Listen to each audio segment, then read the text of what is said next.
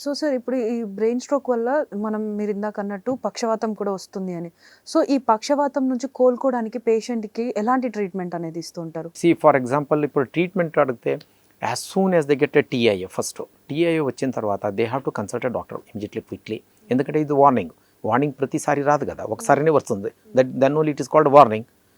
ఆ ప్రతిసారి వార్నింగ్ వచ్చేస్తే వార్నింగ్ కాదు అది. సో ఇది కూడా అంతే, ఒకసారి వార్నింగ్ వచ్చేసిన తర్వాత ఇమీడియట్లీ డాక్టర్ని కన్సల్ట్ చేసేసి నాకు ఇట్లా సిమ్టమ్స్ ఉన్నాయి, దీనికి ఏం చేయొచ్చు. సో డాక్టర్ దాని ప్రకారమే ఇన్వెస్టిగేషన్ స్టార్ట్ చేస్తారు.